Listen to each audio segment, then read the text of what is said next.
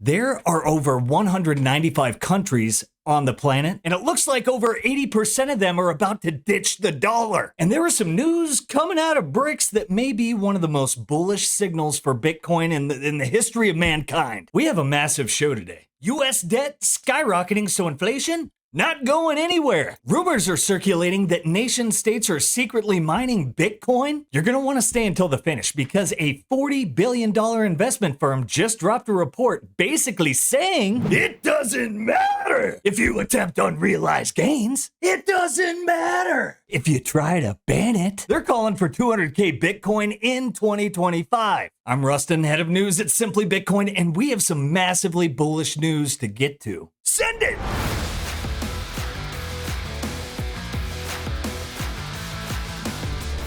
Now let's get to it. Can someone explain this for me? I don't know what is going on, but in this picture we have Prince Mohammed bin Salman holding a meeting with U.S. Secretary Antony Blinken. I wonder why he's not at the BRICS summit, but why also is there no American flag over there in this meeting? Is it symbolic? Or does it have something to do with this? We've been talking about the end of the petrodollar for quite some time. And if you look at this, we're looking at 159 out of 195 countries. That is more than 3/4 of the world adapting BRICS pay. Now, why is this absolutely massive? Well, we talked about debt skyrocketing, inflation, etc. But by being the world reserve currency, the US has been able to export its debt to other countries. This is massive because what happens with all these trillions of dollars that cooked up out of nowhere when they can't export it onto other countries or other countries reject it? What does that do to inflation? That's right, number go up for inflation, and people are trying to escape this. It's about self-preservation and game theory, whether you're an individual, a nation state, a hedge fund, whatever it is, everyone is flying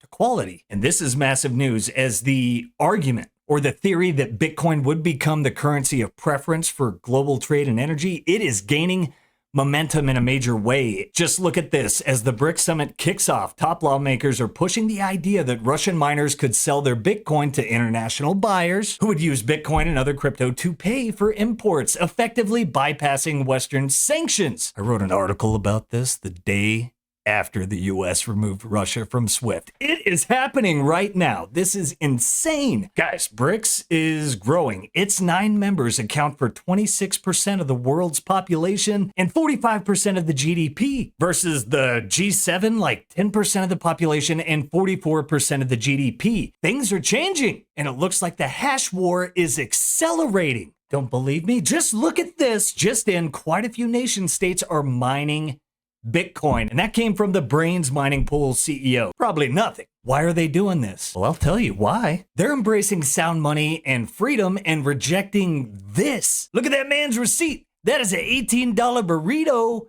at Chipotle. This is why the middle class is disappearing, and this is why everyone is seeking alternatives. And it doesn't stop there. Look at this. Car insurance up 56.5%, gas up 38.4%, groceries are up 22.1%, baby food and formula up 31%. And the kicker, real average weekly earnings down 3.4%.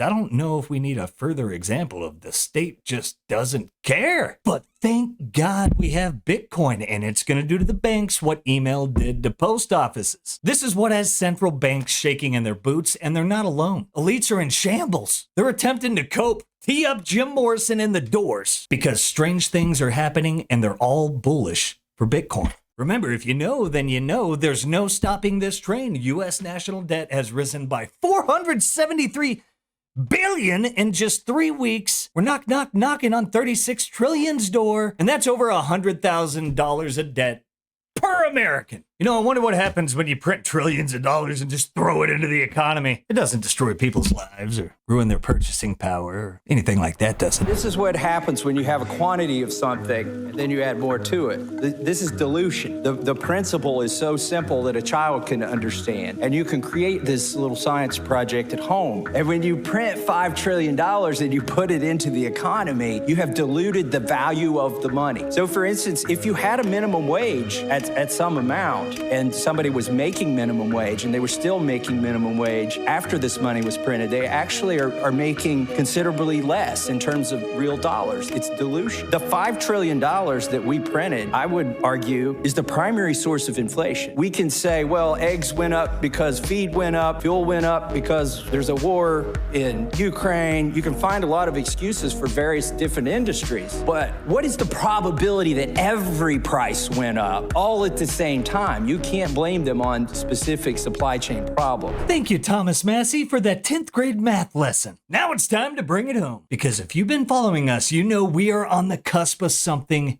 big. But before the big reveal, look at our likes! I gotta pump those numbers up. Those are rookie numbers in this racket. Hey, if you're enjoying the show so far, don't forget to like and subscribe. That way you get the best in Bitcoin news delivered to you daily. Give us a pap as we take a moment to recognize our sponsors, the masters of Bitcoin self-sovereignty. They're basically the #1 spot to go learn to become a paranoid crypto anarchist like all the cool kids. Check out the Bitcoin Way. Bringing over 25 years of experience in cybersecurity, the Bitcoin Way is your IT team in the Bitcoin world. They'll help take you from that why Bitcoin to the how Bitcoin. From setting up your first wallet node all the way up to inheritance planning, accepting Bitcoin payments for your business. They cover all aspects of Bitcoin security and privacy. They even work with their clients to configure routers, devices, and networks. Also, not to mention UTXO management. In short, for everything in Bitcoin sovereignty and privacy related, they are your go-to source. Big finish time. And let's start by wishing a happy 95th anniversary to the great crash of 1929. There's a lot of people that think something like that may be around the corner, but regardless of anyone's opinions on that, there is a massive awakening taking place, and it's all about people asking the question, what is money? Why am I forced to use money that allows elites to steal my wealth? Why doesn't the Federal Reserve work? I mean, actually, it's working exactly as it's designed to. Roll it!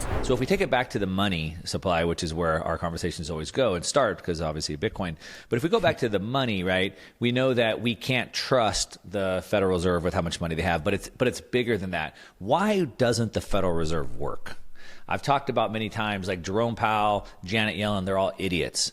And they're not just idiots because they don't know what they're doing. That's part of it. But they're idiots to think that they can control the market. They're just regarded, and the reality of it is that, you know, regardless of whatever stupid bullshit central banks are up to, Bitcoin works regardless, and none of their voodoo or witchcraft beats stacking sats. Roll it! It's better off that we just stack sats. I think the value proposition ultimately is that Bitcoin works because whatever stupid bullshit central banks are up to, it doesn't beat stacking sats on the long run. We didn't have anything that could function as money like this. Because gold, you could neuter gold monetarily because you couldn't move it around. And so it wouldn't appreciate as money and it wouldn't leave other monies behind in the dust in the same way. But Bitcoin, as it's demonstrated very amply in the last 15 years, can and will. So deal with it. The plebs have known the ultimate legend Hal Finney knew in 2009. There's no stopping this train, which is what Bernstein is realizing. That's right, Bernstein is predicting Bitcoin's market cap to hit 7.5 trillion by 2025. And you're still bearish? Roll it! I think what we expect now is more a risk-on side of the market to kind of turn on, and I think crypto is going to play a big part of that. We obviously expect the crypto market to triple from here, go to almost $7.5 trillion in terms of total market cap. Yeah, like we said, tee up Jim Morrison. The times are changing, and they published a little black book on Bitcoin, and in it was 160 pages explaining why Bitcoin will hit 200K by the end of 2025. BRICS, Bernstein, I mean, everyone out there is basically saying buy Bitcoin in the Fed or go f yourself. And yes, I understand Bernstein is, they're a little bearish, but hell, we'll take it. And at the end of the day, you know, Bitcoin's basically alien technology. Everyone's trying to slap Bitcoin into their stupid worldview. It doesn't exist in your stupid worldview. All your models are destroyed. Everyone seems to know what's coming. And everyone wants to own one Bitcoin, but nobody wants to buy the dip. It will be mine. Oh, yes, it will be mine. Ladies and gentlemen, we are knocking on Satoshi's door. Don't blow it! Hey, I hope you guys enjoyed this one. Be sure to like, subscribe, set those notifications, give us a pat, and spread the Sound Money Gospel. We got a lot more coming your way, so stay tuned. I'll catch you all next time. Peace! If you prefer to go down with the ship, f*** you.